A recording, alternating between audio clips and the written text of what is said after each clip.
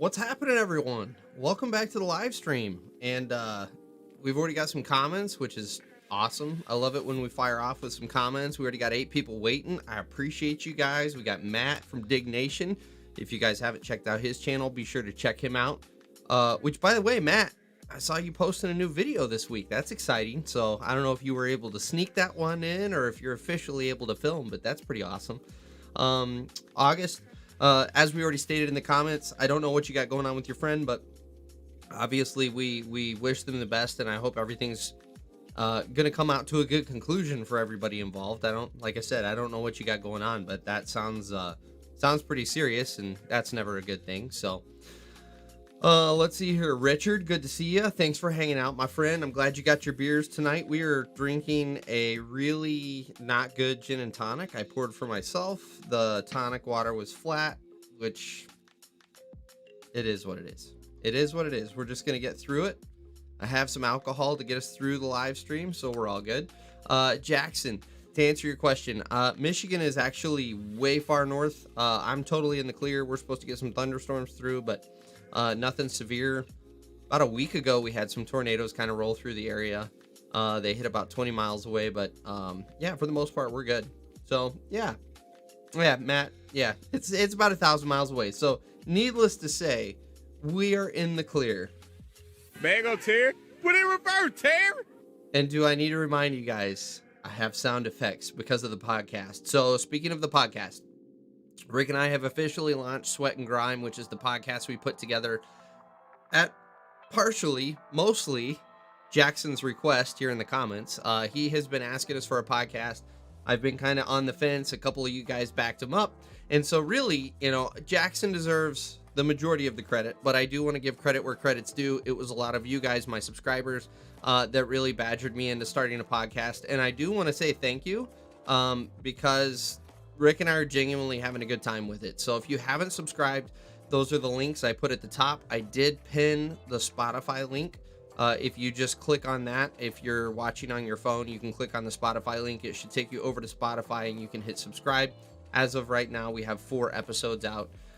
And we're just having a good time. Like, I don't know how else to say it other than we're just having a good time with it. And it is a good time. We're having a really good time. So, I'm going to turn my mic down just a hair, guys. I think that might be a little overkill on the microphone. Let me know how it sounds on your end. I did do some more, you know how I am, guys. I'm super anal about my audio and my video. I did do some more acoustic treatments to the room here in the form of sleeping bags hanging from the walls. So like, it looks totally professional back here behind me. Back behind the camera and over to my side here, I have a sleeping bag hanging from the wall, a bunch of acoustic tiles, but it's sounding really nice. So anyway, yeah. So JJ, what's happening, Brian? Missed like 2 or 3 streams. A friend of mine who has equipment bought his first new backhoe. Oh, sweet Jesus. Sweet Jesus. He's hitting us right out of the gate, guys. JJ's hitting us with a friend who made 2 mistakes here. Not just 1, 2 mistakes. He bought a backhoe and it's a JCB. And his response was totally appropriate. JJ, I need to applaud you. Man, I don't even know what sound effect to play. In fact, here's for the JCB. How about no, you crazy Dutch bastard? Am I right? No JCB. I'm sorry, but your response is totally appropriate. How dare you? How dare you? Like, that is crime against humanity. I mean, can we classify it any less than a crime against humanity to buy a JCB backhoe? But yeah. Jason, what's happening, man? Thanks for coming and hanging out. So Dick, yeah, Matt, he snuck one in. So if you guys don't follow Matt at all, his content now is pretty sporadic because he hasn't been able to film at his new job. But when he does, he's got some nice equipment that he's playing on these days. So happy to hear you were able to sneak one in. Nick, no work tomorrow. Thanksgiving weekend here in the Great White North. You guys are weird. Thanksgiving until November. Freaking Canadians. They don't know what's going on in the world. But I am glad you're going to be able to hang out, Nick, because you keep running off. Every time we really get rolling and I start razzing on you, like you've already left for the night. So it'll be nice to actually get some of your affection and attention tonight. That's what she said. I'm sorry, the sound effects are just gonna roll tonight, guys. I'm enjoying them way too much, and you just have to deal with that because it's a good time. Jackson. Nope, sorry, skipped one. Bradline Gaming, new journeyman local 302, just graduated from an apprenticeship. Happy to be a part of the operator's trade. Happy to have you, man. Congratulations on getting through the apprenticeship. Congratulations on fully stepping up to journeyman pay. I know that's exciting. Obviously, if you got any questions as a new journeyman operator, I mean, you've been in it for 4 years now, so you ought to have a pretty good feel for everything. But at the same time, if you got any questions, drop them in the comments. And if I can't answer them, we've got a whole host of people here in the comments that can answer those questions for you. I haven't talked about this in a while, so for my regulars, you guys kind of know how I feel about this live stream. This live stream is meant to be entertaining, obviously, but it's really not supposed to be me, the god of construction knowledge, answering your questions. Really what it's supposed to be is, hey, sorry, my comments are over here. Everyone over here in the comments, let's all band together and answer some questions for people. So likewise, as a new journeyman, you may have input on some topics. Do not be afraid to have input even as a new journeyman. If you've got applicable experience, by all means comment and help everybody out. That's what this is all about here in the live stream. Jackson, is Michigan in Tornado Alley? Technically, yes.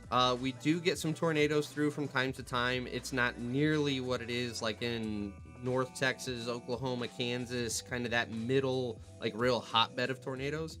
But we do get some tornadoes through from time to time. It's one of those things you got to be careful. But the nice thing about being up here in the north, in Texas, you were slab on grade for your foundation. Here in Michigan, I got a basement. And so like right now, I could have a tornado blow through and I'm down here in my basement in my little cubby. I'd have to go get the wife and kids. You know, as a good person, as a good human being, I would go get my wife and children. But we should pretty well be okay. So anyway, let's see here. Let me scroll back up because you guys are getting rolling now. Giving my 2 weeks notice to the company I'm working for. Quitting. Ooh, Nick is quitting. Well, I'm proud of you. I have to say I'm proud of you for giving your 2 weeks instead of doing the no call, no show bullshit that is going around for whatever reason. But I am glad you're maybe moving on to bigger, better things because I know boulder walls were not your forte. I should back up. I'm sorry. Let me back that up. Bagel Tear, put it in reverse, Tear. I'm sorry, Nick. You did a fine job on your boulder wall. I know that wasn't the most enjoyable experience for you, so I'm glad you're getting into something you'll enjoy maybe. Brandline Gaming, thank you for confirming sound is good. I do appreciate the feedback on that. Matt, gonna do the same thing, just a different company, Nick. I'm in the same boat. What are you gonna do, Nick? Ikwikwick say, because I don't know what the F I'm supposed to do with all those consonants back together. I'm graduating in May, and then I'm going to work to become a heavy equipment operator. Do you have any tips, anything I should do? The biggest thing is go to whatever company you pick. I would recommend a smaller company because you're going to get a lot more experience a lot quicker. Go in and apply. Tell them you want to be an operator, but you are totally fine laboring and you're willing to put in the hard work. That will get your foot in the door, and then actually hold to that. Recognize that for the first 6 months to a year, it might take a little bit. You're going to be on the end of a shovel and you're going to be learning everything. Keep that phone in your pocket and be a sponge. Soak up all the knowledge. And then what's going to happen because you're at a smaller company is they're going to move you into a position where you can start getting seat time on the machines. There's a decent chance that you can actually get them to help you pay, or they might fully pay to get your CDL, which is another big leg up in this industry. And just stick at that company for a couple years. Really get some, excuse me, I apologize. Excuse me, I apologize. I'm sorry. Anyway, spend a couple years at that company, really get a solid foundation and the knowledge. And then when you're finally ready, you've got a really good foundation of your knowledge. You've got some operating skills that you can really back yourself up with. That's when I would go to a bigger company and actually start applying for something that's going to pay you a little better. Because, you know, you might luck out. There are really small companies out there that will pay good, but they are a little far and few between because most of those are going to be your mom and pop operations. So once you finally get some skills that you're comfortable, go and apply to some of the larger companies and kind of get that pay increase. And that is my advice for you. Let's see here. Boom. Man, we're rolling, guys. I'm getting behind already. I love it. I love it. Sound is fine. Oh, got that. Brandon, what's happening, my man? Any progress on buying your D11? Our D11. I'm sorry. We should specify. Is there any progress on buying our D11? How's that going? Let's see here. Nick, Matt, fed up with the people working bigger pay for less hours. There you go. Jason, how much is journeyman pay? I haven't read down to see if anyone answered this, but I will answer you now. Where are you located? Because it totally depends. So here in Michigan, journeyman pay, by the time you're done with benefits, your whole compensation package, training fund, all of that, I want to say is like 41, 42 an hour roughly. But if you're over in California, it's going to be way higher. If you're over in New York, it's probably going to be higher. If you're down in Texas, it's going to be absolute garbage pay. Yeah, it really depends on where you're at. Each local has got their own contract. If you want to know what it is, sorry, I was looking for a sound effect that I might could use because I'm really loving and obsessed with the sound effects. But let's see here. Yeah, in Texas, it's probably going to be garbage pay, you know, somewhere in the South where the union's not really strong. So it really depends. Oh, sorry, forgot what I was saying. If you want to know what pay is in your area, look up your local. So like up here in Michigan, my local is local 324. And so I can go on and look up local 324 union contract. That is a public document. There's nothing secretive about it. You can go through that and it should have all of the pay breakdown, whether it's your hourly rate, it's your pension contribution, your health care, your training fund contribution, all of it. It will line item all of that out for you. So that's a good way that you can get a feel for what you get paid. And if none of that works, call up to your local and ask. That's a great way. Doom, Rob G, thank you for giving your time and doing videos. You've helped me so much. I was in demolition, heavy equipment. I just switched over to dirt, whole different world. Yes, that is a whole different world. And I'm the opposite. I'm in the dirt world. I've never done any demo work, and I think it would be fun to dabble in demo.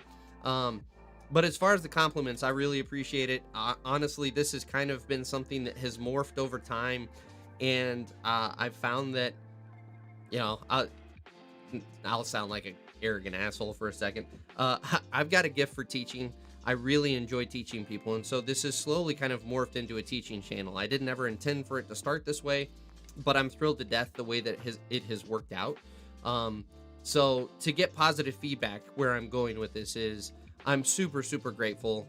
Super humbled by all of the people like yourself that have given me those compliments. I really, really appreciate the feedback. It really does fuel me and keep me going. So yeah, and likewise, if there's anything I can answer for you, if you have any questions, down here at the bottom on this side, you will see my email pop up, thatdiggerdude@gmail.com. Feel free to reach out. I talk to people all the time. I want to make myself very approachable. Don't feel like you are annoying or irritating or I don't have any time. I answer messages as I'm able to, and I think most of the guys in here that I talk to on a regular basis will attest that I'm fairly good at getting back to people in a pretty reasonable amount of time. So all that to say, don't hesitate to reach out, brother, and I appreciate all the support. JJ, he tried to convince me, and I was like, you'll never make me a JCB fan. Told him to assist your live streams and try to convince you of why. Absolutely, JJ, have him come in here and we will talk about how awesome JCB is. Oh my god, wouldn't that be hilarious? Yeah, absolutely. Bring it on. Matt, they pay you in gum. That's right, but it's depending on if you are a apprentice or a journeyman, is whether you get the new gum in its wrapper or you get the pre-chewed gum. So depends on where you are. Brandon, 100%.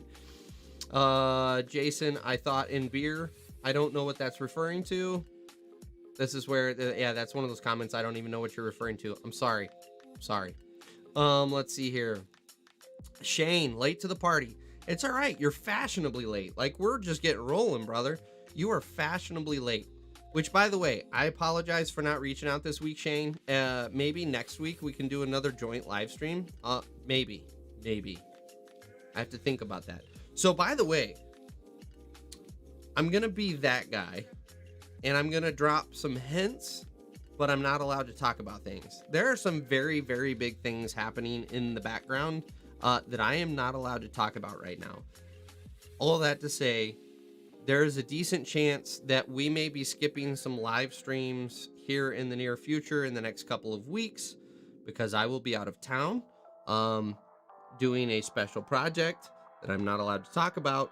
But all that to say, I will let you guys know as soon as I know on what's going on with the live stream. And so Shane, if I find out we will be doing a live stream next week for sure, we ought to talk it over, and if you're free, maybe do another joint live stream. I'd love to do that again. It's been a crazy couple of weeks. So let's see here. Journeyman pay just over 50 an hour. Brandline, where are you at in the world? Just out of curiosity. Let's see here. Matt, that'd be sweet. Jason, I own a landscape snow removal concrete company, not union, trying to compare wages. So it is interesting. I talked to John Fetchko. If you guys haven't seen my Fetchko videos, so I've got a couple of them. It's interview with the superintendent, interview with a dirt company owner. John Fetchko is the owner, and I don't want to say too much. I don't want to get anyone in trouble or ruffle any feathers, but it was interesting. John Fetchko went from being a non-union company to a union company, and he said in hindsight he would never have gone union because of the hoops and hurdles he's having to go through to appease the union on things that are way above and beyond what he signed on for. And it has nothing to do with like wages straight. It's a bunch of other things. So I found that pretty interesting. So all of that to say, if you are considering going union with your company, really talk to some guys who have been in the union for a while as company owners, and really do your homework on what that entails and what that looks like for you as a business owner. So I just thought that was a really interesting conversation. Let's see here. Bradline just renegotiated, no strike this time, surely about 58. Hey, that ain't bad, especially if you don't have to strike to get there. I'll be working for a guy that rents machine with operator. That's nice, Nick. Kind of, sort of almost freelance, but not quite. Not as cool as I am as a true freelance operator, right? I'm just kidding. Just kidding, guys. Gotcha, bitch.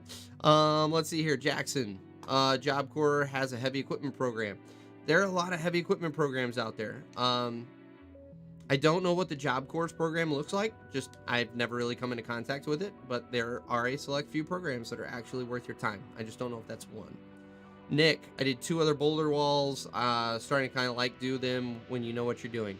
You know, I'm one of those guys. I've never had an eye, I've never had a talent for the boulder walls, and I hate them. I still hate them to this day. Every time boulder wall comes across the wire, I'm just like, I don't want to do that. I don't. Let's see. Our quest of getting our machines is falling behind, but I'm trying to find sponsors. Brandon, I mean, you had one job this week, man, and it was to procure a D11 dozer. I mean, how fucking hard can it be? I mean, You done messed up, Aaron! come on, Brandon, pick up the slack. We'll get there. We'll get her done. Let's see here, Jackson. At Shane, I went to Job Corps as well for the landscaping trade. Now I have a great job doing landscaping maintenance work. Love it. It's a ton of fun. Jackson, by the way, sorry, total brain fart. Sweet Jesus, what just happened? I'm gonna have Carson on hopefully here within the next month or so. I do have it stored away in the back of my brain that I'm going to ask him about lawn care, just for you, buddy. No promises, because there's a good chance I could forget between now and then, but I remembered for this week, right? I remembered. Let's see here. Nick, getting my CDL to, I'll be able to bring my machine with the truck. Hey, look at you, Nick, moving up in the world. Gonna be a trucker. I'm gonna have to start calling you driver. I mean, that's how I refer to all my friends that drive trucks. You just, go get them, driver. Grabbing gears, baby. Going from a 250 people company to a 10 people. Nick, as long as the pay is there, I would far prefer to work for a smaller 10-person company. You get a much bigger variety of work. You get a lot more intimate relationship with the owner. The potential to move up in the company is a lot more achievable because there's only 10 of you there. So as long as you shine, you're gonna move up. So yeah, that's awesome, man. Excuse me. It is allergy season, so you're gonna have to bear with me. Rob is saying thank you, but I don't know what he's saying thank you for. Did I talk? Oh, that's right. That was my long spiel. You're welcome, Rob, now that I know what we're talking about. I'm sorry, I get lost in the comments sometimes. It's a little confusing on this end at times. Brandline, the fact that you teach is what people need. Journeymen are supposed to help the apprentice and pass in the info. Good for you, sir. I also pass on what I can. Again, allergies. I'm sorry. That's actually a great point, Brandline, and that's one of my I have a couple passions about the trades, specifically like inside the trades, and one of them is the fact that the industry has got to do a better job of teaching, and it's got to pass that knowledge down. This whole mentality of I had to learn the hard way, so you have to learn the hard way. That's what she said. To me, that makes no sense. That's a silly, I'll just say it. It's stupid. That's a dumb mentality to have. To sit there and watch an apprentice struggle because you struggled, when you could just walk over there and help the guy out and really help him along in his career. Why? That's not beneficial, and that's honestly a big reason that the trades are hurting right now, is because the few guys that are trickling through the front door, our whole industry is kind of a giant asshole to them, and then they back themselves right back out the door. Mango Terry, put it in reverse. What do you expect? So, all that to say, I appreciate the fact that you guys recognize that the industry needs to do a better job teaching, and it's not just on my shoulders, guys, as you just said, Brandline. It's all of us collectively that have to do that. So, Nick. Oh my God, wouldn't that be hilarious? No, Nick, you're gonna have to leave. So I'm just gonna talk to you like I do my 7-year-old. If you're gonna come in here and you're gonna spend all evening causing trouble, you're gonna have to leave. I'm just gonna say it, Nick. That's how we're gonna have to handle this. Jackson, appreciate the compliment. I don't know, guys. The brain's shutting down on me. It's been a busy week, and the brain's just shutting down. I'm sorry. But I do appreciate the compliment, man. Brian can't help it that he's a rookie on a skid steer. 100%, Matt. I do every time. I've been in the industry for over 10 years now. Every time I get in a skid steer, I feel like it's my first day. That's like legitimate, no joke. I hate skid steers. I do. I feel like it is my first day every time I get in one. So, yes, I applaud your comment. Let's see here. Nick, Brian is getting his face on the Discovery Channel. Ha! No, because I don't pan for gold and create fake drama. So Discovery Channel will not have me. And I hate to say that. So I used to love, I subscribed to cable for 2 channels, the Discovery Channel and the History Channel. You had Modern Marvels, you had Dirty Jobs, you had all of these like really quality shows that really highlighted the trades and some really cool stuff. And then they totally scrapped all of that, and they went for all of this fake BS drama reality television. I'm sorry. You done messed up, Aaron. I'm out. I haven't been on cable. I haven't subscribed to cable in probably 9 years, if I had to guess, because it's all garbage. Excuse me. That was disgusting. I'm sorry. That's terrible. Ooh. Anyway, Jackson, I think I know what you're doing, Brian. Are you starting an OnlyFans? You son of a bitch. Here we go. Where is it? What?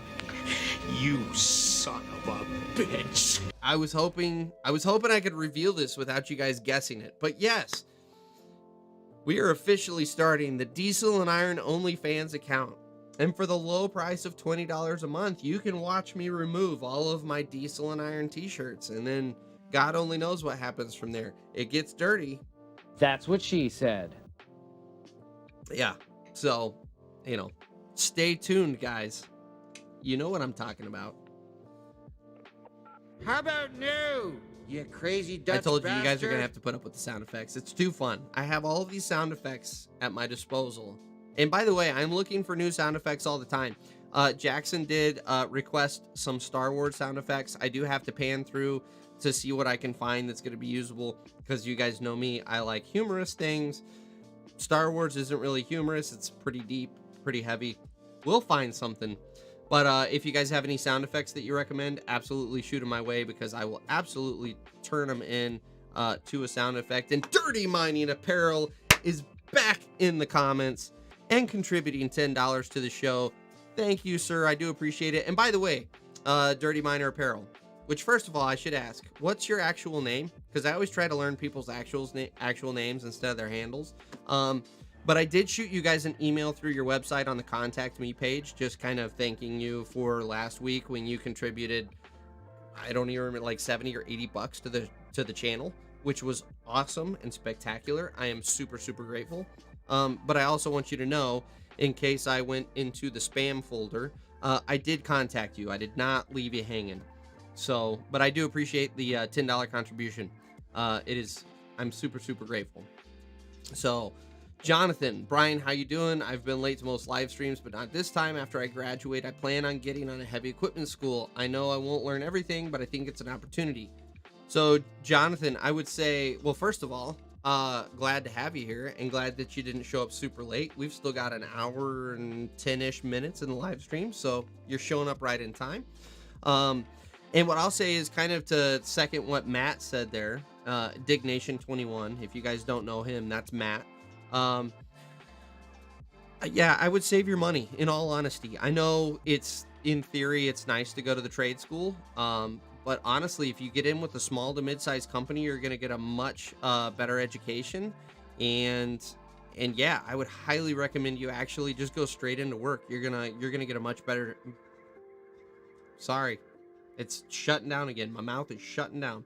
You're gonna get a much better education, generally speaking, and you're not gonna have to pay for it. Instead, you're gonna get paid to get your education, which I always am an advocate for. Go get paid for your work. Go get paid for your education. In this industry, it's so easy to do. But that being said, whatever route you take, the fact that you're on here, you're proactively learning before you've even gotten into the trade, you're going to be successful. So don't feel like you have to make this big decision, and if you go to trade school, you fail, or if you don't go to trade school, you fail. You're gonna do fantastic in this field, because you're clearly already putting in the effort, even though you're not working in the field. So yeah, I'm desperately looking for a sound effect to add in because I love it so much, but I'm not there yet. Let's see here. They're better than the deer backhoes. So Nick is just in here stirring the pot, and you can just kind of lick these nuts. That's what you get, Nick. That's what you get. If you want to stir the pot, I'll stir the pot back. We can go back and forth all night, man. I got a whole board of sound effects here. Oh, Nick.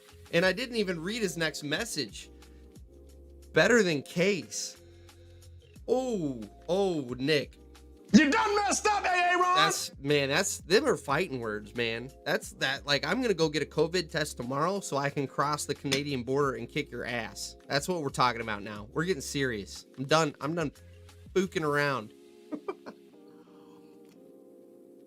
Oh, Jackson, Mythbusters. Yes, Mythbusters. Mythbusters was so awesome. And Matt, I'm sorry, the burping offends you.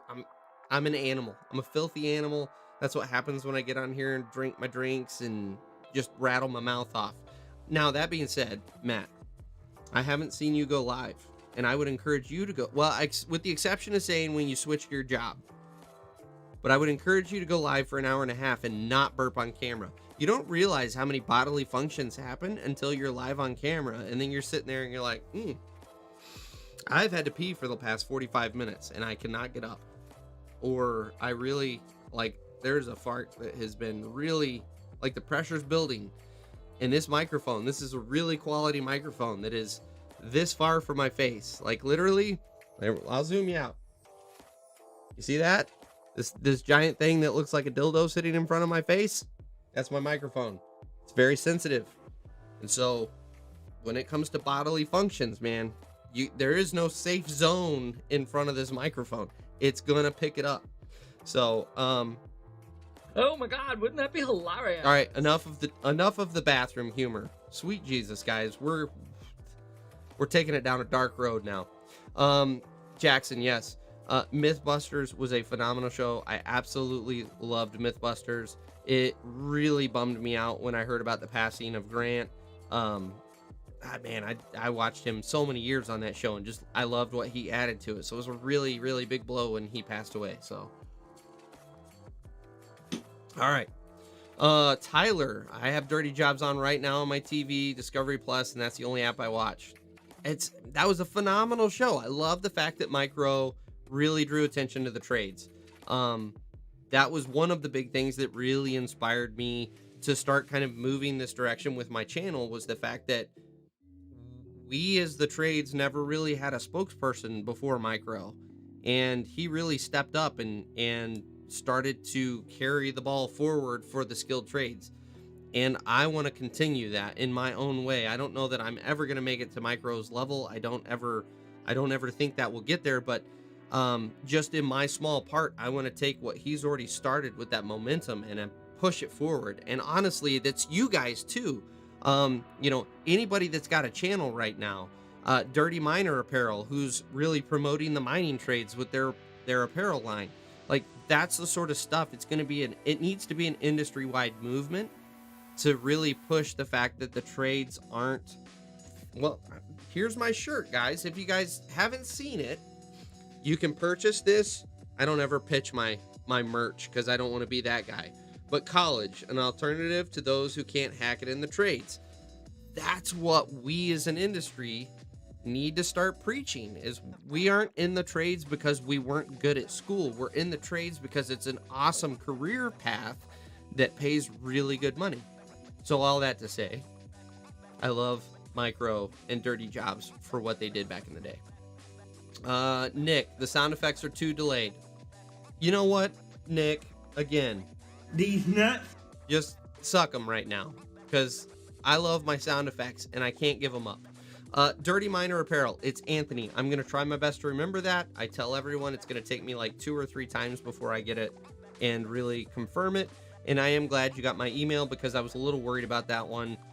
I couldn't find your actual contact information through the YouTube channel or anything, so I had to go to your website. I'm resourceful. I will find a way to contact you. So, Brandline, our field is fun. Maybe we can talk one day. I'm newish, especially since I'm a journeyman, but my boss hopped off the D5 Circa 91 model because he was frustrated and I pulled grade that, and you got cut off. Unfortunately, YouTube comments only allow so many characters, which I think is silly, but it cut you off. So if you want to finish that statement, within a half tenth, I see it 3 or 4 lines down, within a half tenth size of 3 football fields. That sounds like a total brag, but dude, I'm gonna tell you right now, that makes you feel like a fucking man, doesn't it? So I had a similar situation when I hired in at Dan's Excavating. They wanted me to create a pad for their asphalt plant that was going in. I didn't have any GPS. I didn't have any 2D grade system. It was literally my ass level in the seat. And similar situation, I think it was a little bigger than a football field. The grader came down after I was done with the pad to check it with his GPS, and the whole pad was within about a tenth and a half. So all that to say, I totally understand where you're coming from, dude. You are the man. That is awesome that you were able to do that, and I know that is 100% something that you should puff your chest out at, because when I did it, I was like, I wish I had someone here that could appreciate that when I tell them. So that's awesome. I'm proud for you, man. Let's see here. Maximus. That's like, so are we going Maximus from are we talking like Gladiator Maximus? That's an authoritative name to come into a chat with. That's what she said. All right. So Maximus, sorry, I'm going to stop poking at your name and actually answer your question. What if you have a company that wants to send you to school? Do it. So any continuing education, further education that you can get in this industry is absolutely worth having. I would not turn my nose up at it, especially if they're going to pay for it. 100%. Go to school on their dime. Go get further education, because not only is that going to give you just another thing for your resume, It's also going to move you up the ladder of your current company that they've sent you to this school. And that's a really big compliment, in all honesty, that they view you as being worthy enough to go invest, because these trade schools aren't cheap. You're probably talking, I don't know, anywhere from $7,000 to $15,000 to $30,000, depending on the length of the program and what kind of program it is. Like, that's a substantial amount of money to invest in you as an employee. So 100% take advantage of it. I just struggle with telling people they should spend their own hard-earned money on, or go into debt. Like, heaven forbid you go into debt. That's the one that really bothers me, to go to a trade school, because you can go get a better education actually working and getting paid for it. You're not going to get paid great money, but that's okay, because you're not going into debt to go get that education. So I realize I'm a little behind in the comments. I kind of see a little further down that you guys may have talked through that, but yeah, that's my opinion 5 minutes after the fact. Shane, you need to switch to wine. I used to be a big wino, Shane. Unfortunately, like, the sulfates in it just really rock my head the next morning. Like, I have a killer headache, and it's not even that I drank too much wine and like it was a hangover. It's literally, if I have like a glass and a half of wine, it sits super heavy in my stomach, and the following day I've got a pounding headache. So maybe I am just a giant raging something I can't say. There's a delayed sound effect for you, Nick. I'm sorry to disappoint you with the way I run my live stream. Let's see here. Bradline, within half a tenth the size of, oh, that was the rest of it. Yeah, that's awesome, man. That's, again, to reiterate, that is awesome. I am stinking proud of you, because that is not easy to do. That's a true testament to being a good operator there. Lil Finkel, what's happening, man? Thanks for coming and hanging out with us. On the job training is great. Just find a company that has a reputation for doing really good work. 100%. And I will tell you, you don't have to be an expert in this field to recognize when your company is cutting corners. So, yeah, just make sure you're doing quality work. And if you're not, make sure you're paying attention to why things are failing and where the corners are being cut. Shane, absolutely. I'm with Shane. Take the opportunity.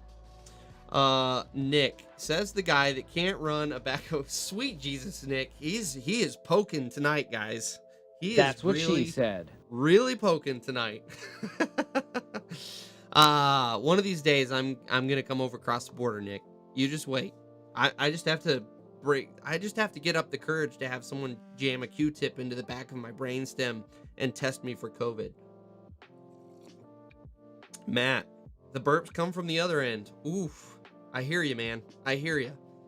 JJ, it's like Nick is trying to get kicked from the stream. Here's the problem, JJ. Nick is one of my original, like, hardcore guys that show up to every one of these live streams. So he's in this unique position where he knows he won't get kicked and he can just sit here and poke. So, we just have to deal with him. It's kind of like, I tell my 5-year-old with my 7-year-old. Just ignore him, and eventually he'll calm down. And that's how I'm going to fire back, Nick. I'll talk to you like I talk to my 7-year-old. Dustin, I know everyone wants to be an operator, but if you ever want to go further than an operator, my suggestion is to start from the bottom, learn how to install ductile, learn about ductile fittings and MJ fittings. Learn how to set fire hydrants, learn what you should and should not backfill with, and why it's better to start from nothing at the bottom. So Dustin brings up a great point.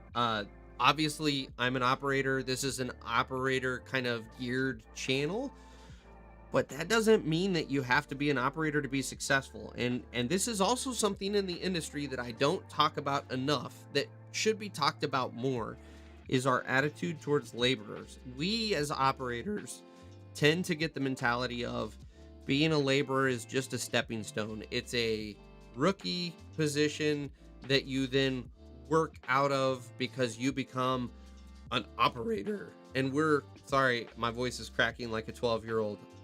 It is what it is. That's what you get during allergy season. But But we have this whole mentality that you become an operator and you're no longer one of those bitch laborers. And that is 100% untrue. You can have a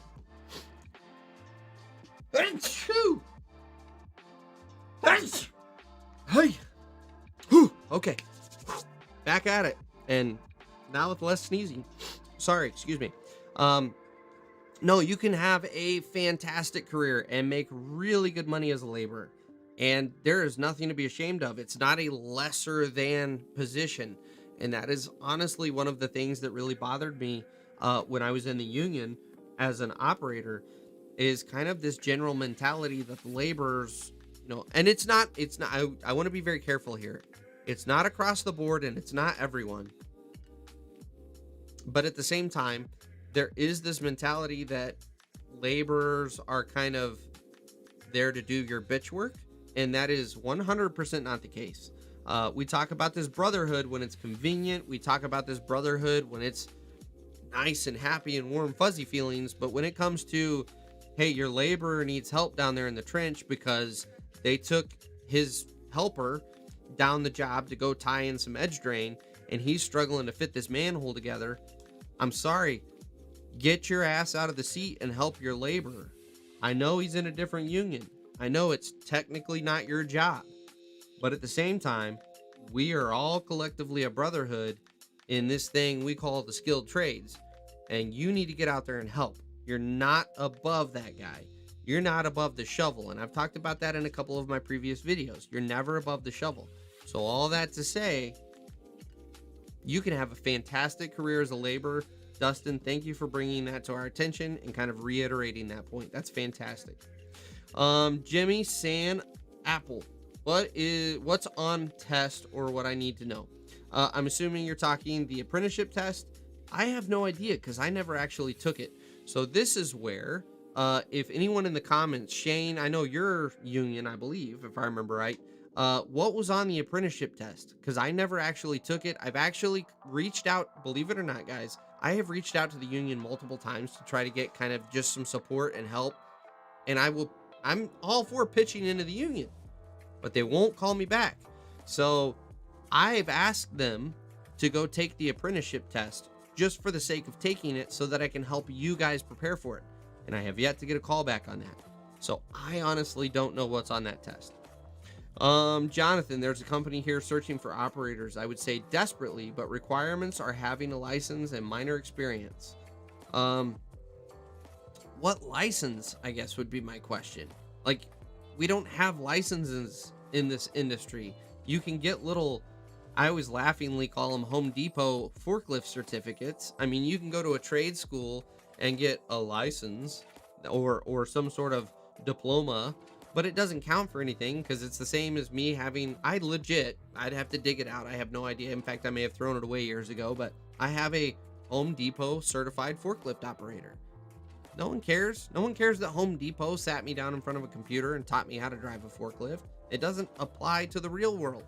And that's kind of the way the majority of these licenses are. So that would be my first question.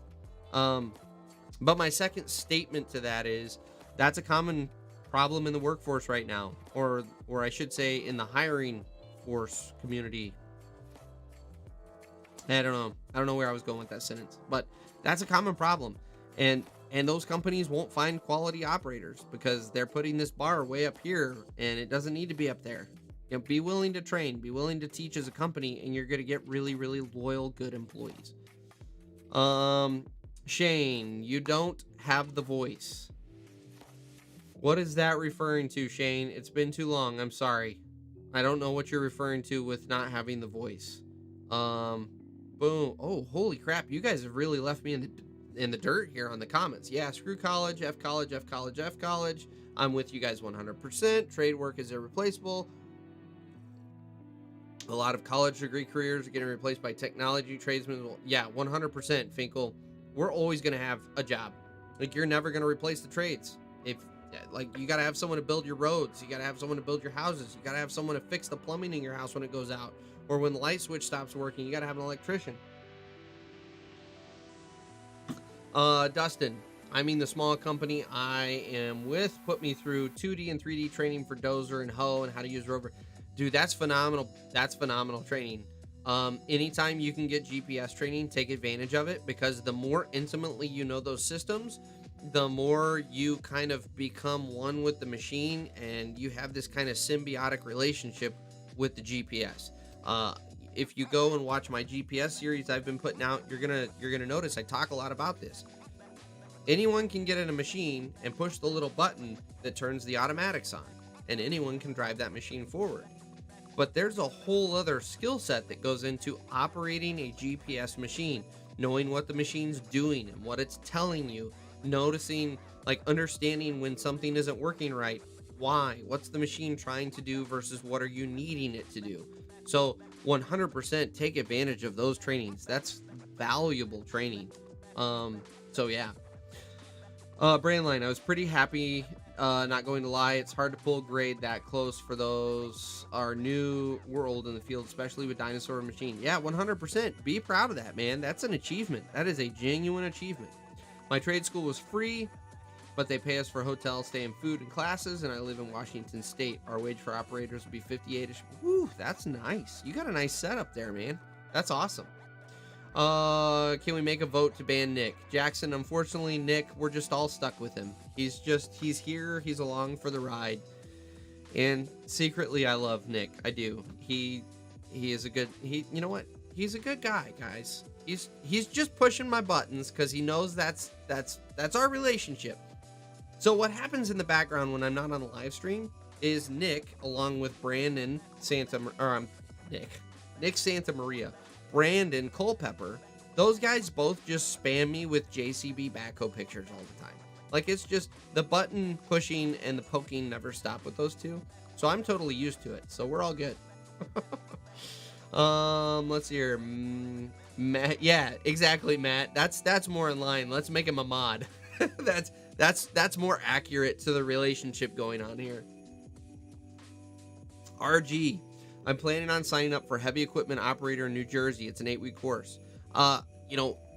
Just to kind of reiterate what we always talk about, which RG is not Ryan Garrett. That's really confusing because 2 lines down in the same color with the same R is Ryan Garrett, which is also RG. Ryan, are you trying to artificially inflate my subscriber numbers? I'm all for it. Don't get me wrong. I'm all for it. But, to answer your question, just to reiterate what we've been talking about, if you've got the ability to go to work instead of paying for a school or going through a course, I would 100% recommend you hire in and get paid for that education. Otherwise, go to the class. It's not going to hurt you.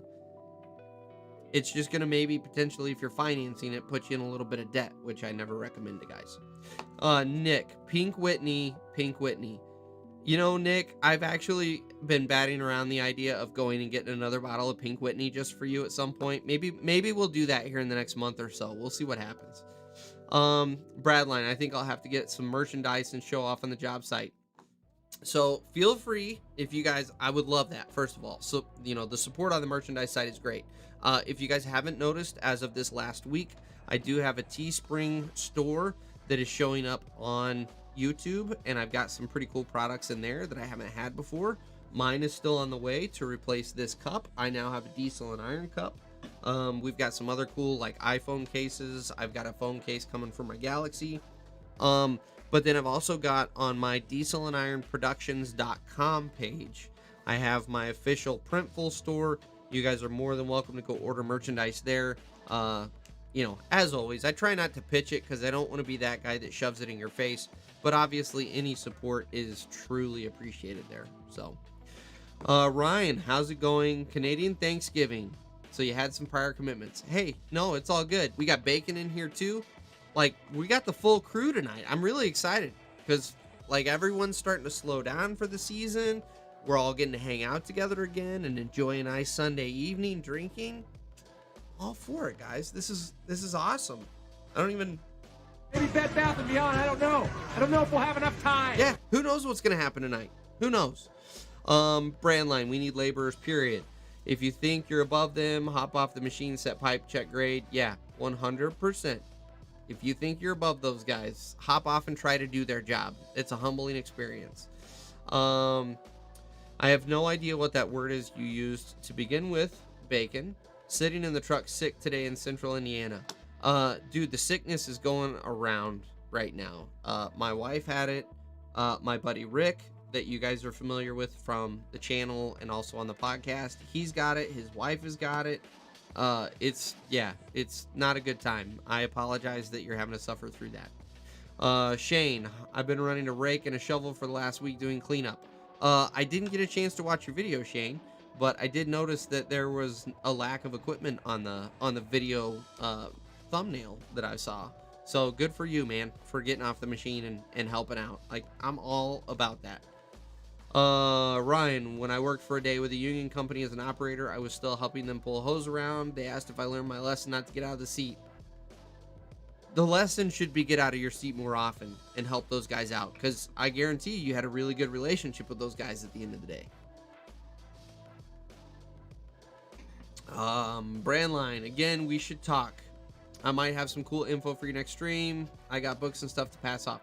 So, Brandline, reach out, man. thatdiggerdude@gmail.com. I'd be more than happy to set up a phone call between the two of us if that'd be easier. I talk to guys all the time. So, yeah, let me know.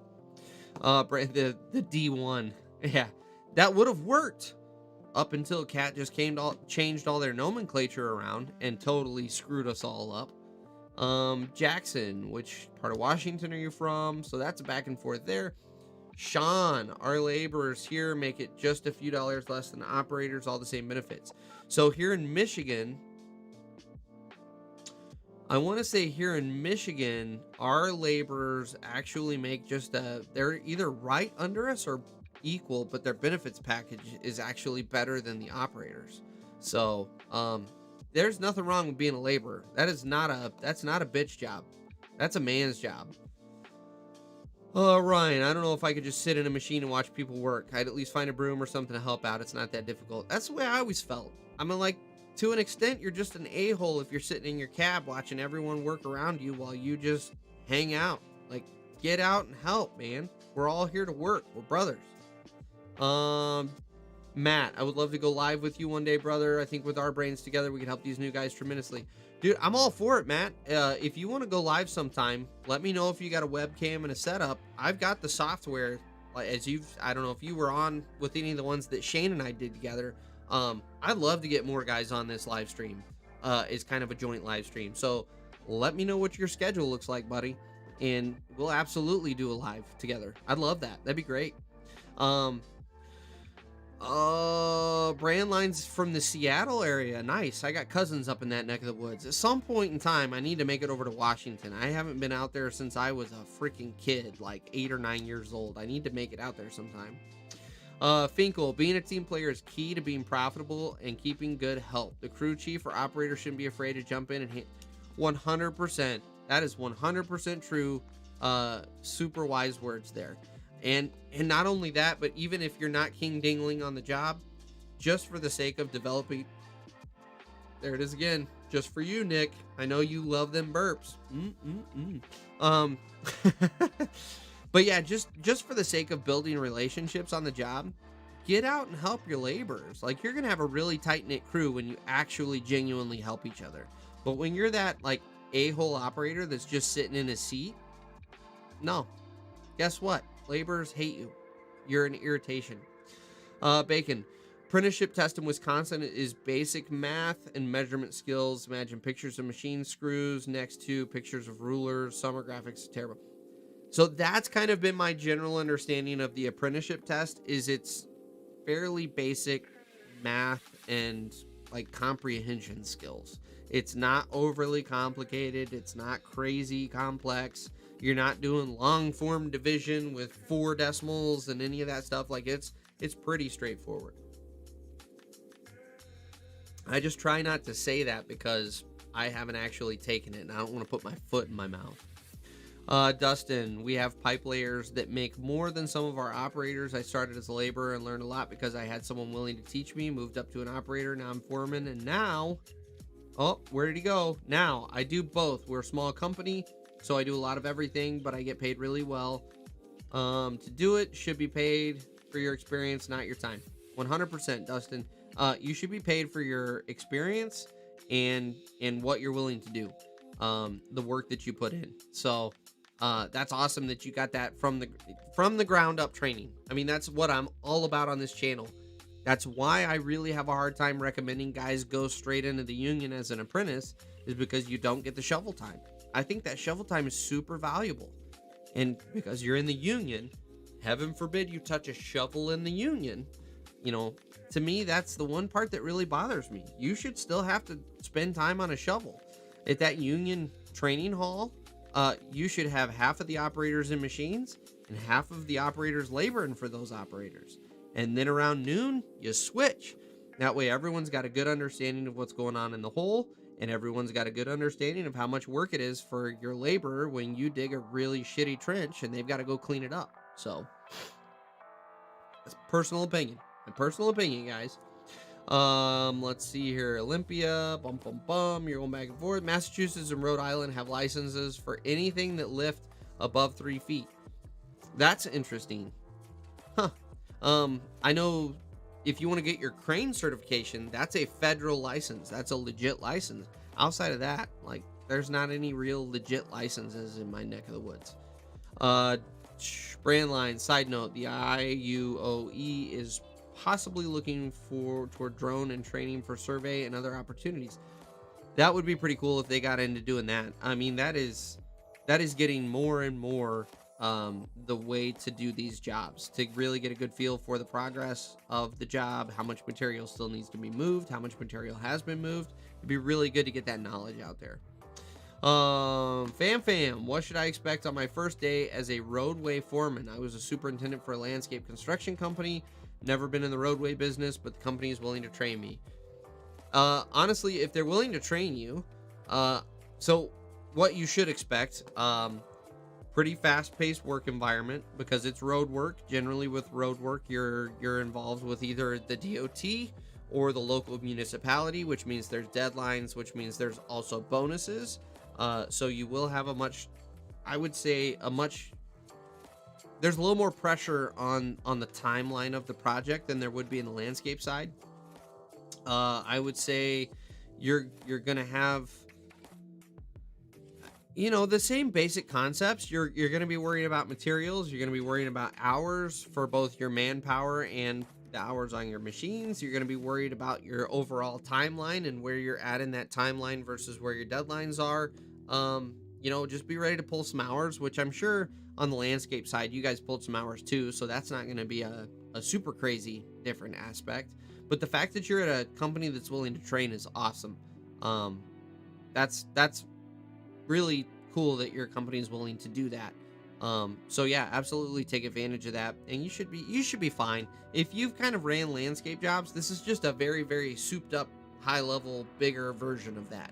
It's, you know, instead of worrying about a couple pallets a block or 10 pallets a block, now you're worrying about, you know, 50 bunks of pipe that are coming to the job, and you're worrying about 2,800 or 6,500 ton of stone that's going to show up. Still tracking quantities, still tracking all of the stuff in and out on the job site, still tracking hours. It's all the same stuff. Finkel, absolutely, your value is not solely based on seniority. Yep. Sorry, missed a few comments. My pay is for here we're good. I did Jackson. See, now we're getting down into we're talking about football, and I'm not a sports fan because I'm a weirdo. You know, whatever. Brian's got Nick and Brandon for JCBs. I've been offering seat time in a Saney and a little Bobcat, but he didn't want to. He did. I will give Ryan full marks here. And I don't even have my applause. Let me see if I can find my applause here. Hang on, guys. Whoop, there we go. Here we go. Applause. Yes. Good job, Ryan.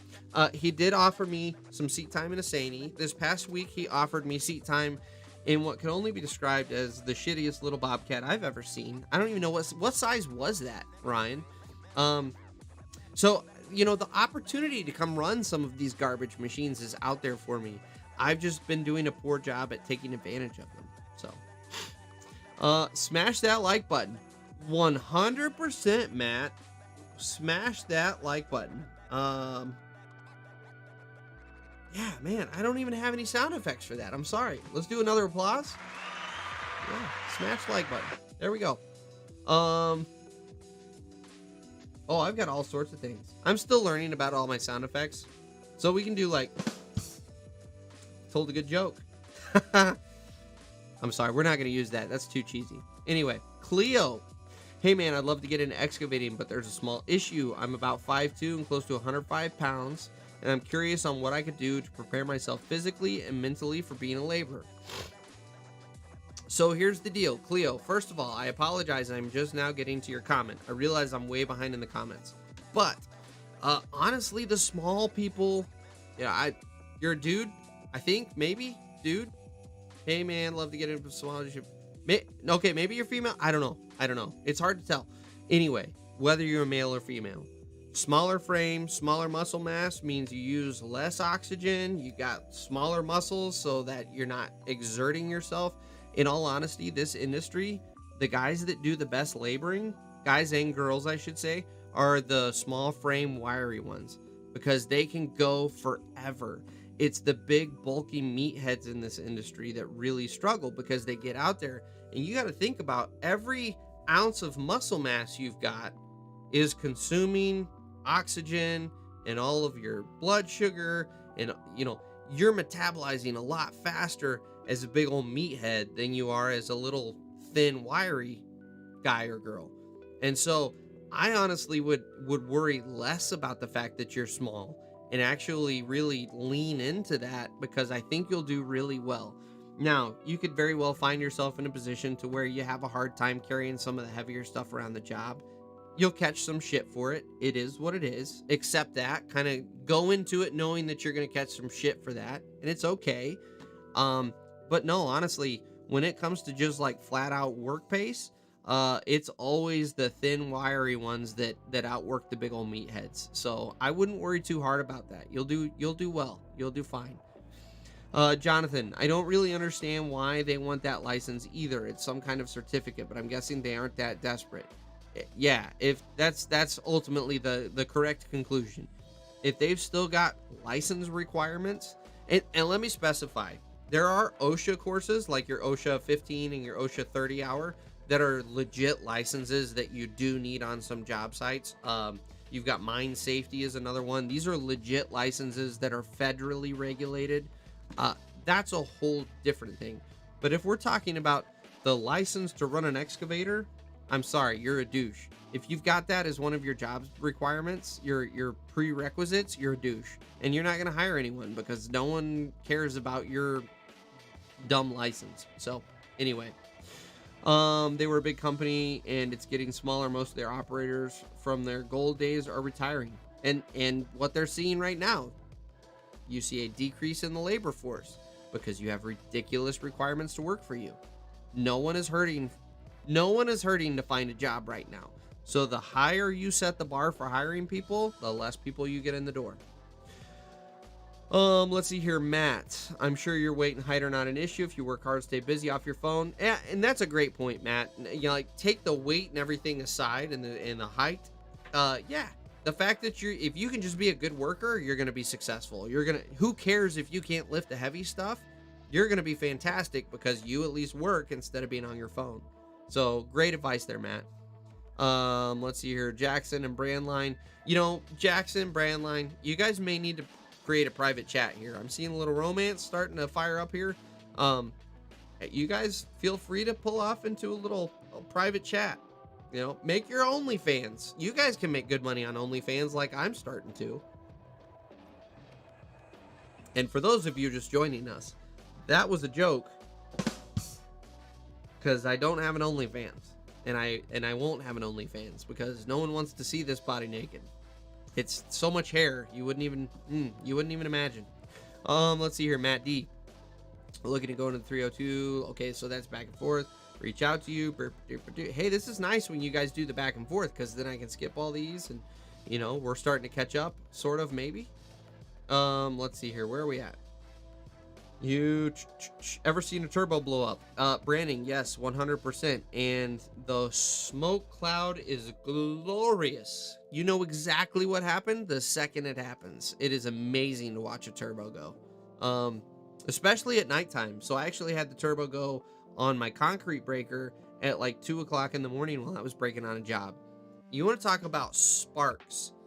Like, I had this freaking soot cloud shooting into the air, but because it was 2 o'clock in the morning, you also had the glory. It looked like almost like someone had a giant sparkler in the exhaust that was shooting up like 30 feet in the air. It was beautiful to watch. Let's see here. Brand line, Matt D, have a lot of info for you. Walked in a blanket. Okay, back and forth. We have another Matt in the house. Hey, the more Matts, the merrier. That's what she said. Yeah, love the sound effects. Harrison, what's happening? Thanks for coming and hanging out, man. Appreciate it. Shane, drones. My company has a full-time drone operator that goes job to job getting video and snapshots of progress. So that's one aspect, is getting snapshots. Really what you do with the new drone technology is they actually have a 3D LiDAR sensor that goes up on the drone, and actually you set targets out on the ground that have a known elevation. And so, like, you'll set 3 targets out, and this one's 301 feet above sea level, this one's 314 feet above sea level, and this one's 305 feet above sea level. And then as your drone goes over and LiDARs the entire site, when you upload it into your software, you identify those little targets in the photos, and you tell the software, hey, this is the elevation here, this is the elevation here, this is the elevation here. And then the software is able to 3D map the entire job and tell you exactly how much material's on site, how much needs to be moved. It's incredible technology. It's fantastic. I got my real first like close-up look at that with Fetchco when I went and saw those guys. They use that all the time, and they're the same way. They've got a full-time drone guy.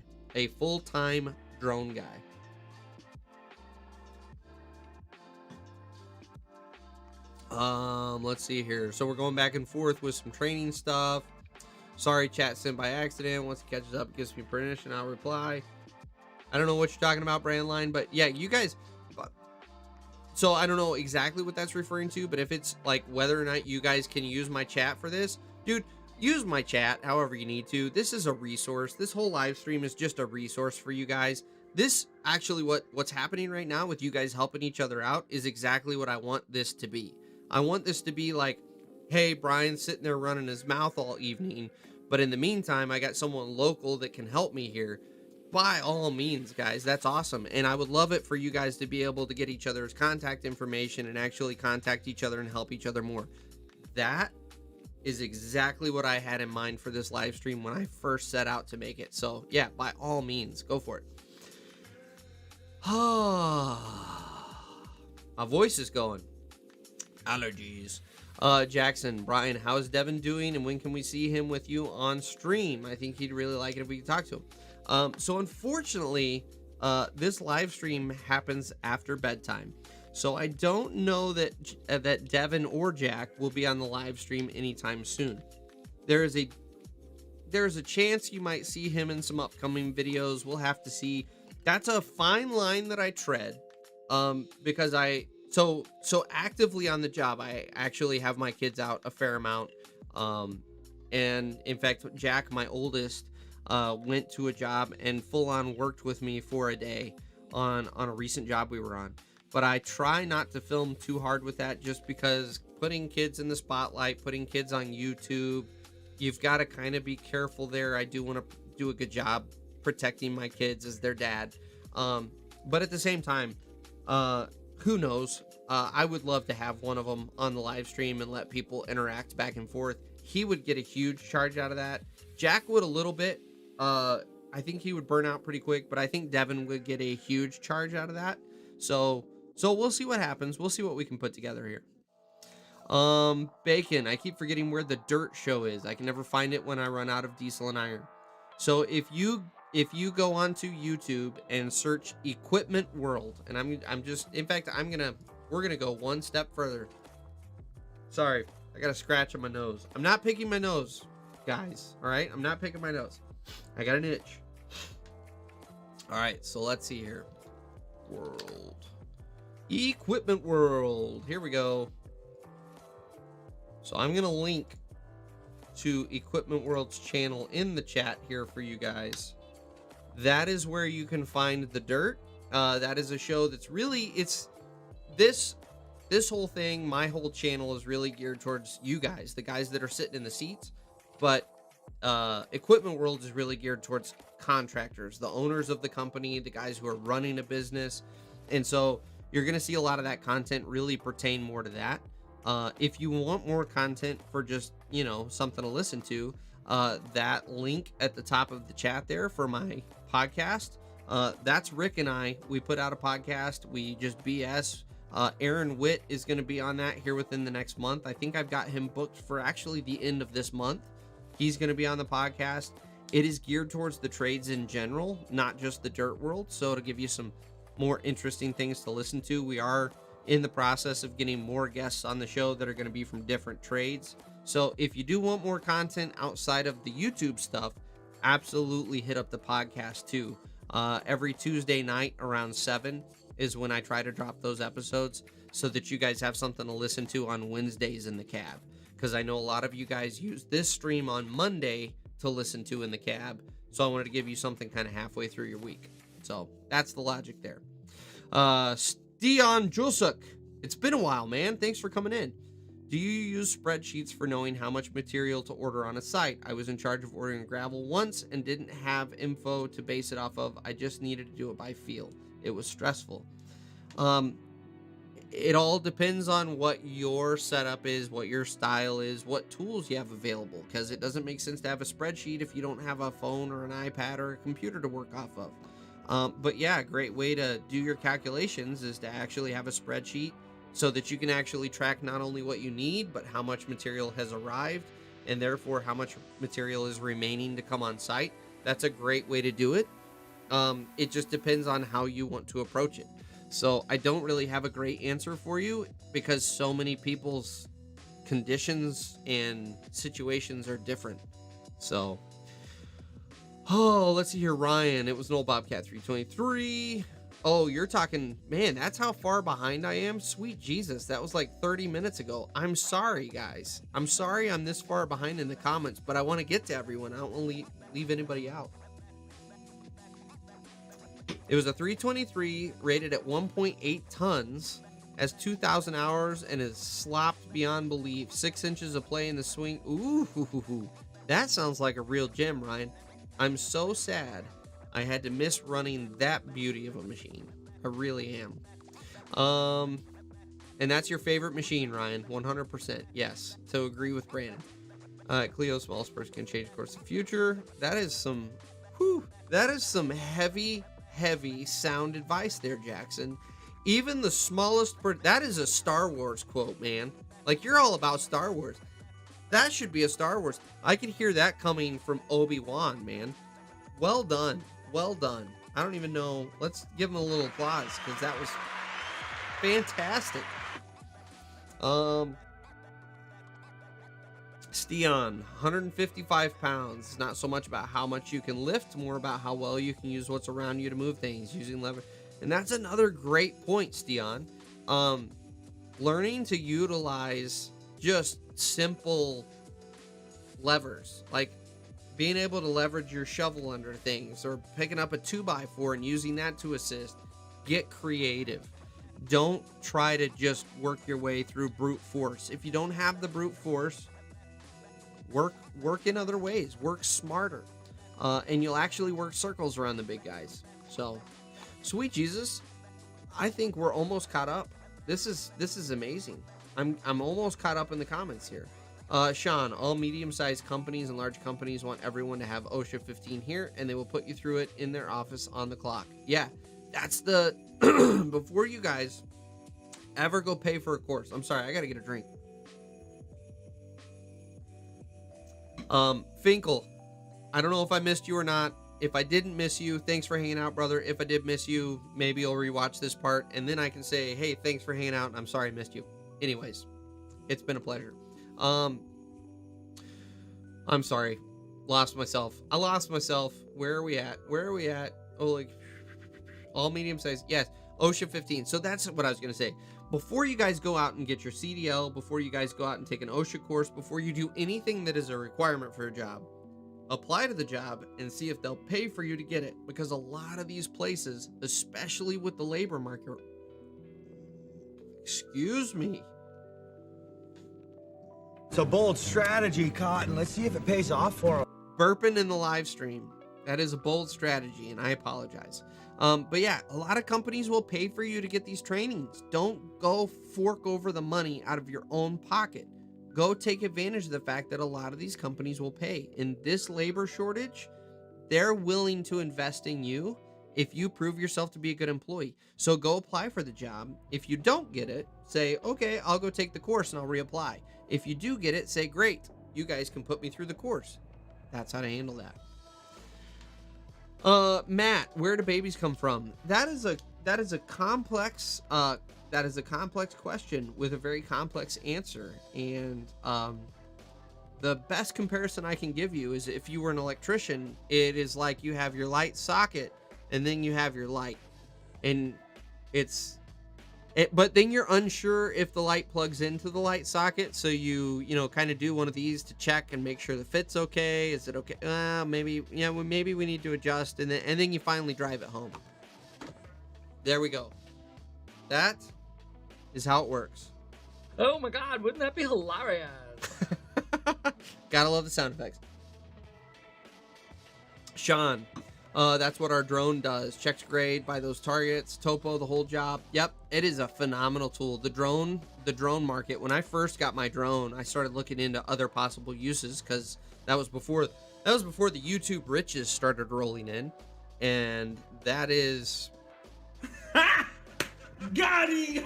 YouTube riches is a complete joke, by the way. If you think we make a ton of money as YouTubers over YouTube, that's not the case. Anyway, so I was looking for secondary income, and I was really contemplating getting into that so that I could go topo for some of the smaller companies who didn't want to invest in that on their own.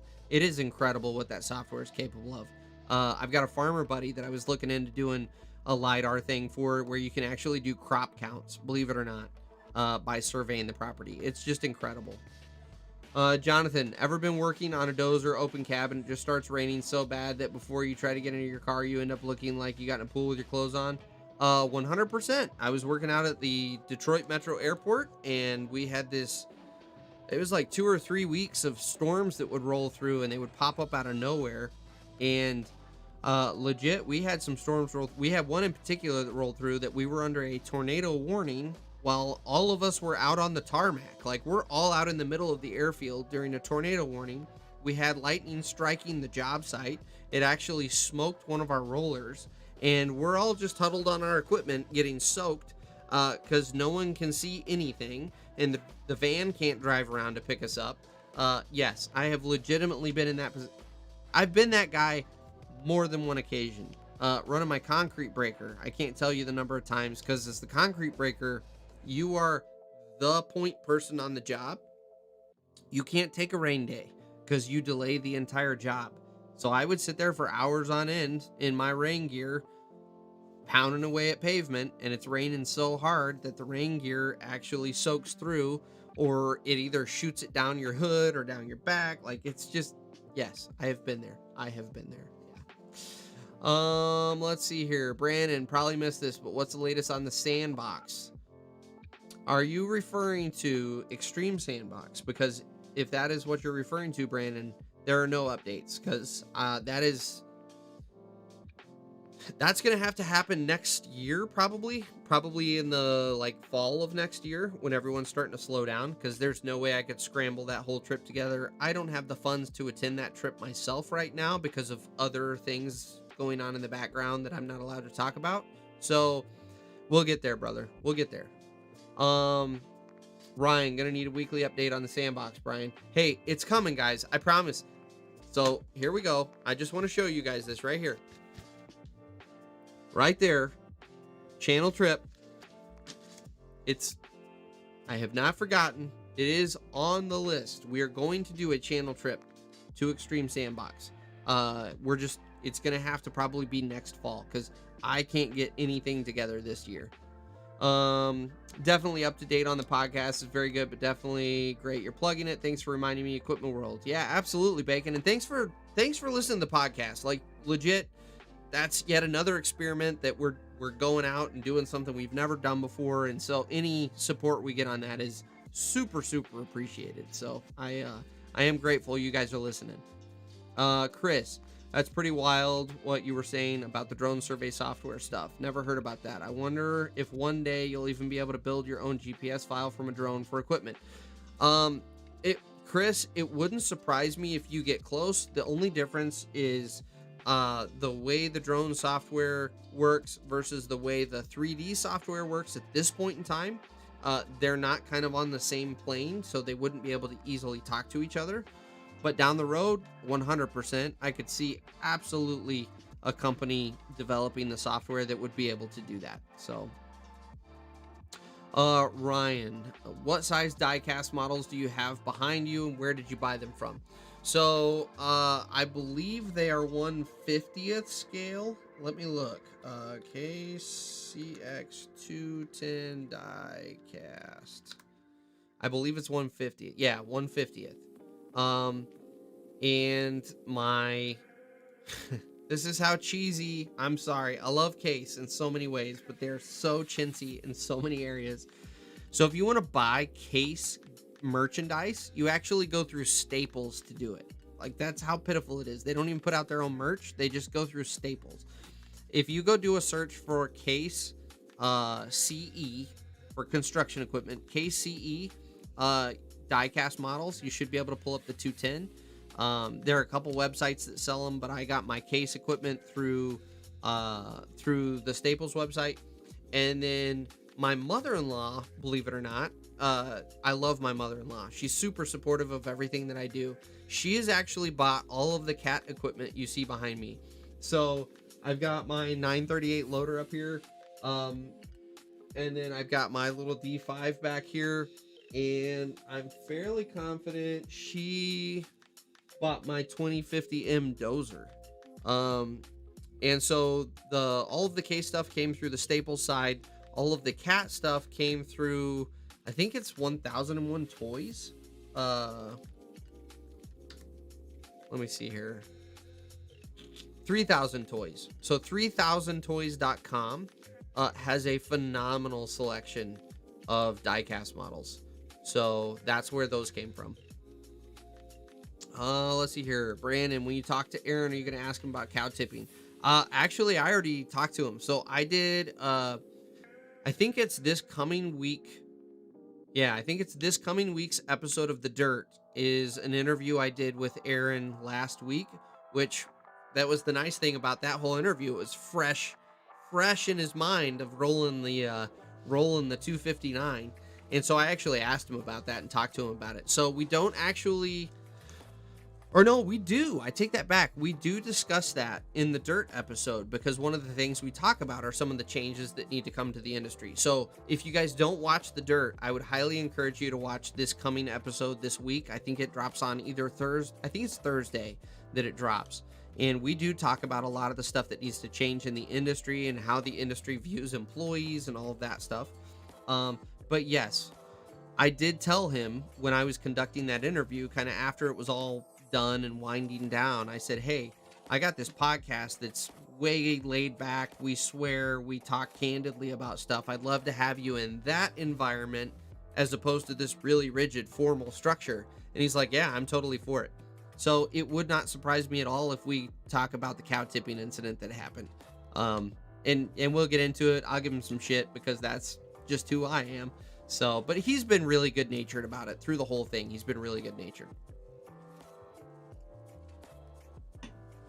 Let's see here. Ryan, he's never living that down. The pool guys we're working with sent their dump truck their dump trailer through the tailgate of their truck when dumping it. Apparently a ball hitch is insufficient for a pintle hitch. Have you ever tipped over a rock truck? Let's see here. That was a lot. Yes, I agree, Ryan. He will never live that down. He also recognizes that, which I think is nice, that he totally fesses up. He owns up to it. It was a mistake. It was a screw up.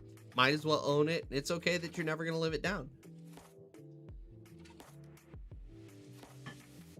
Official Dino Nuggy. First of all, let me compliment you on your handle. That's nice. I enjoy that. Have I ever tipped over a rock truck? No, I have not. The closest thing I have ever gotten to tipping over was my loader when I was loading a truck off the side of a highway.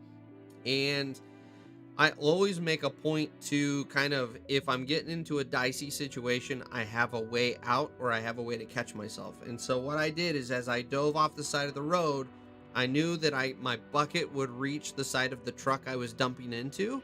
And so I got all the way, or no, I take that back. So there's two instances. So this instance, I did cover myself. And so I actually, just as I started to go over, my bucket came into contact with the side of the truck, the top. It was a steel box truck. I wouldn't have done that had he had aluminum sides, or if he had the wood top rails. But it was a full steel truck, so I wasn't gonna screw anything up. And so just as I started to tip, I caught myself on the edge and was able to drive forward with my back wheels in the air enough that I could dump my load, which unloaded enough weight that my back wheels went down and I was able to back away from the truck. That was tip situation number 1 that I didn't go over.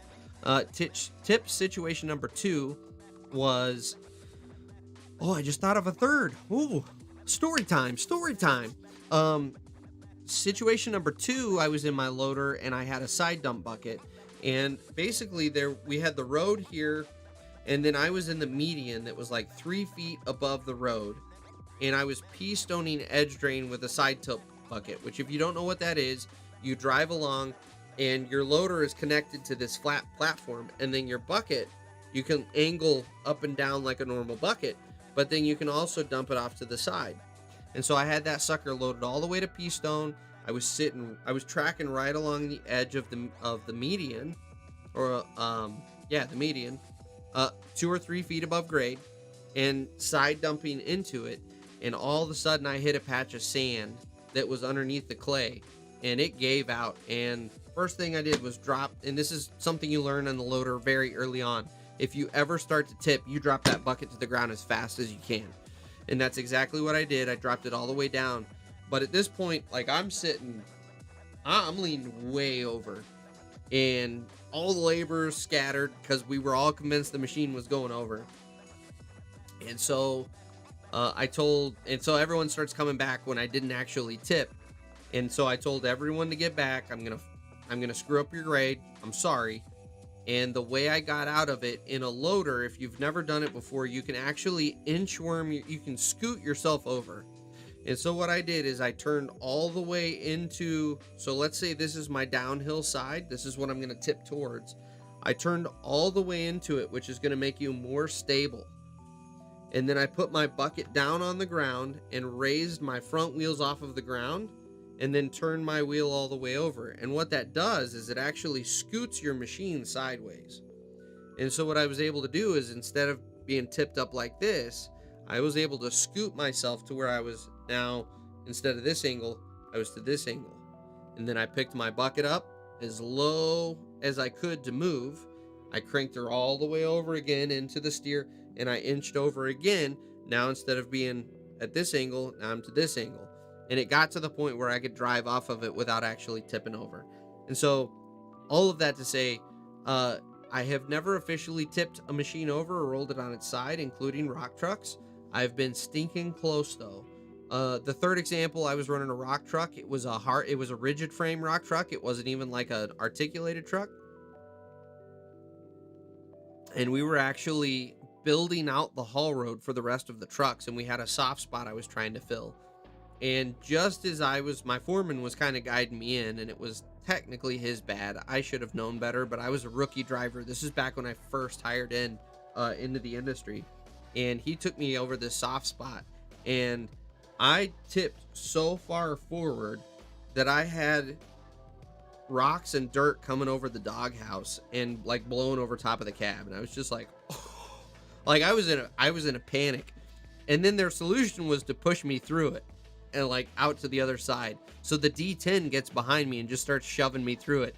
And I'm like, no joke, I've got my foot up on the dash, and I'm steering the truck like this in case we go over.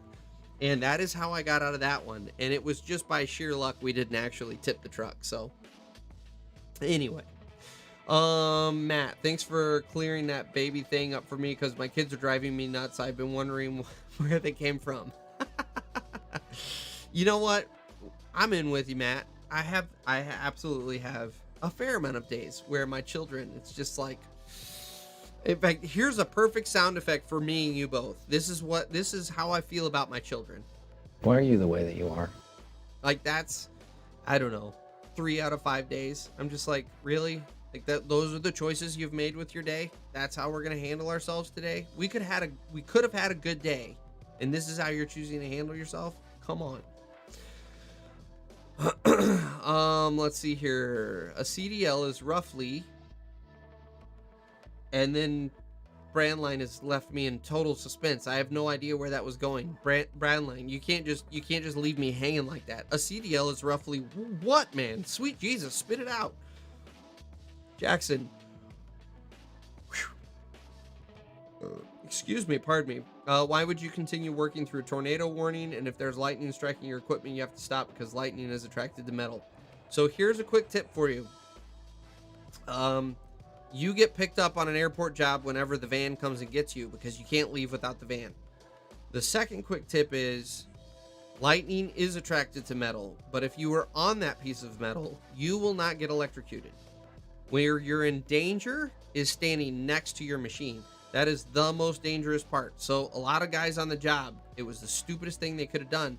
They actually got off of their machines, and like for the scrapers and stuff, they would get underneath their bowl to try to tuck under, and like, that's the stupidest thing you could do, because if the lightning hits that machine, the electricity dissipates in the ground, it's going to electrocute you. But if you're on the machine, you are part of the machine.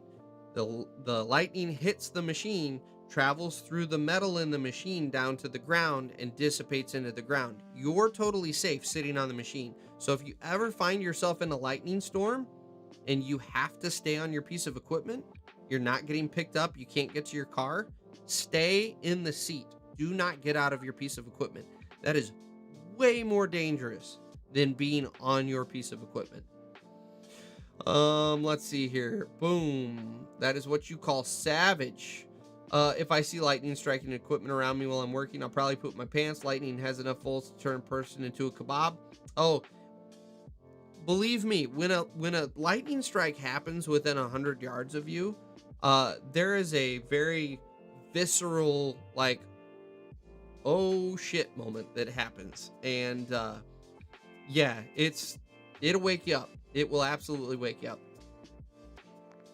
Oh, carbon, not kebab. I like kebab. I'm good with kebab, Jonathan. Be honest, do you ever get bored and play with your construction toys behind you?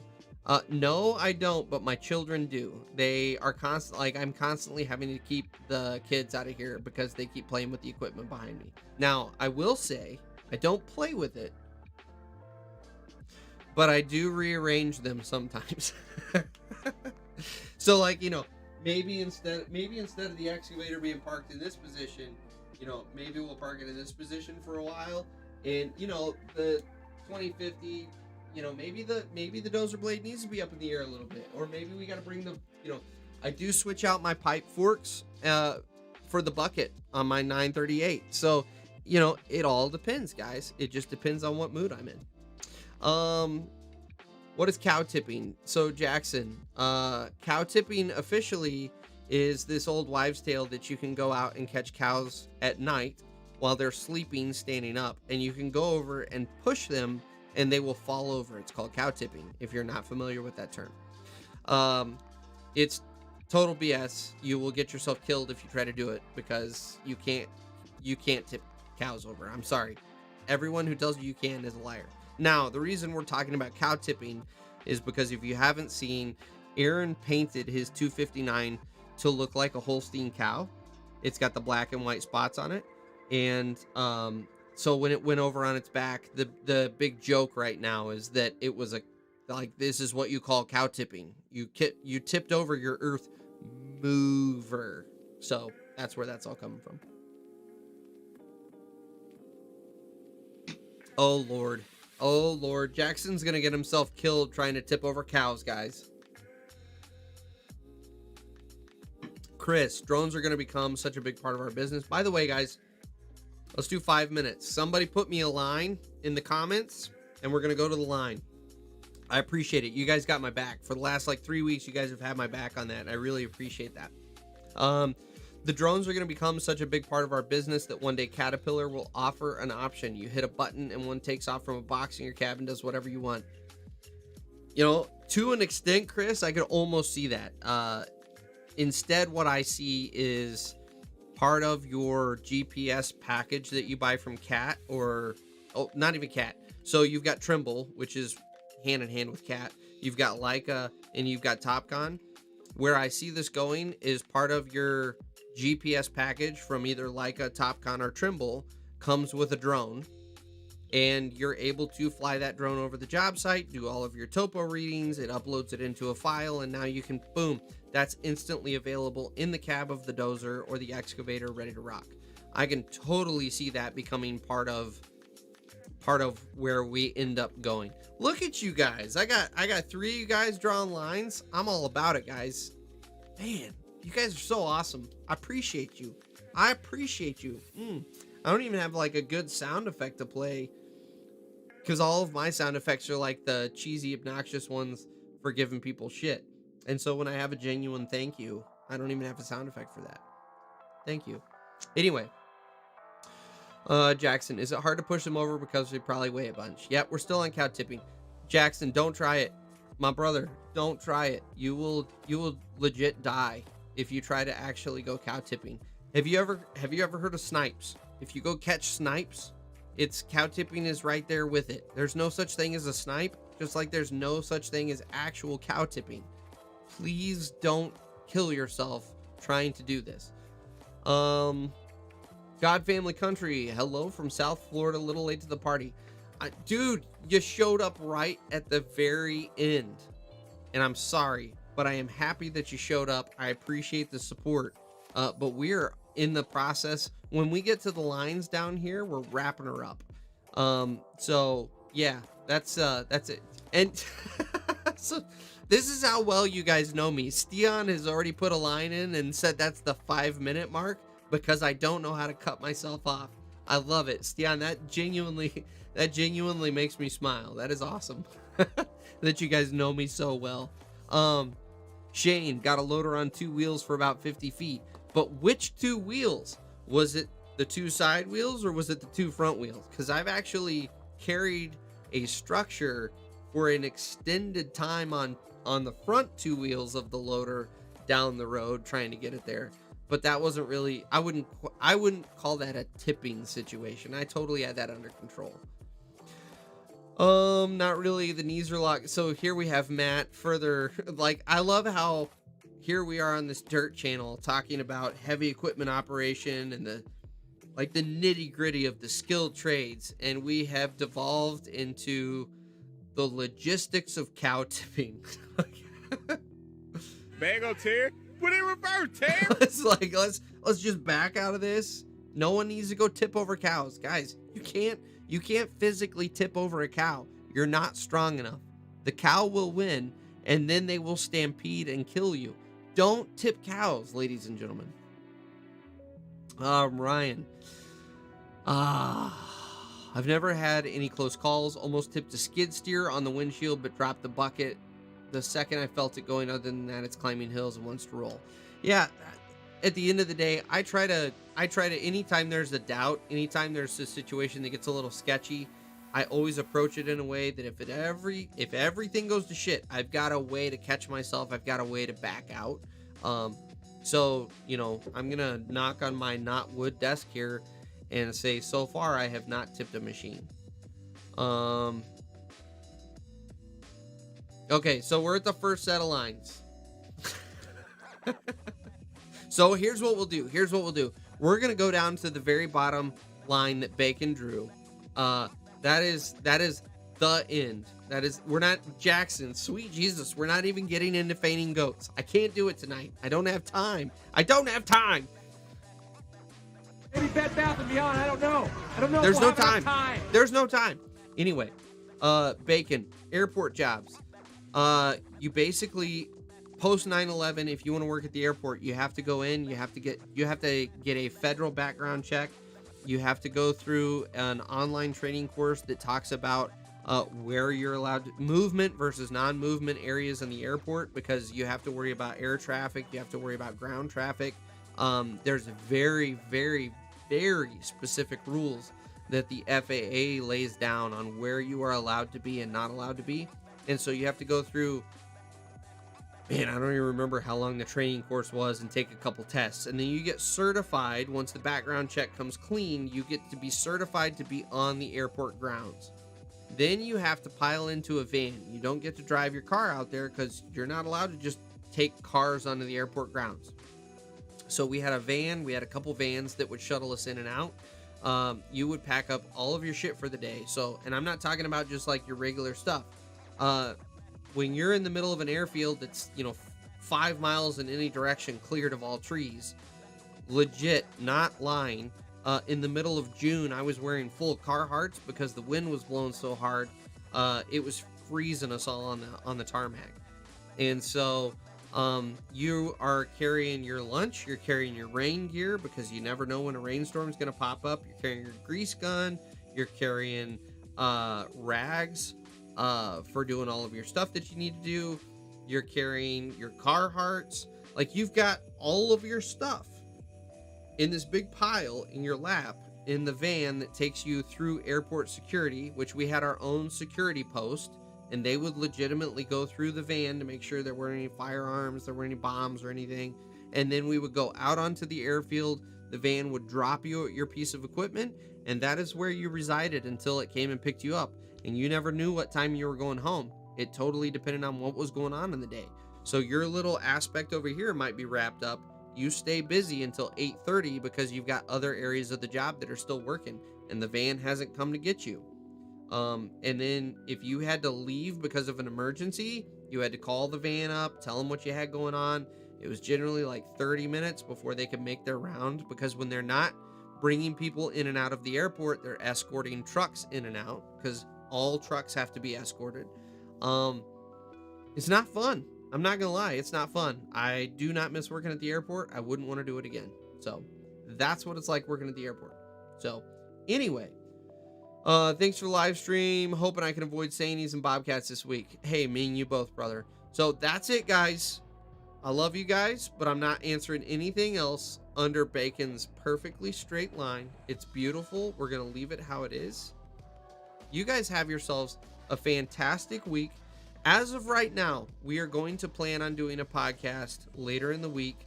Unless I get some crazy news that I'm not going to be in town because of this big project going on behind the scenes. So stay tuned, check back in.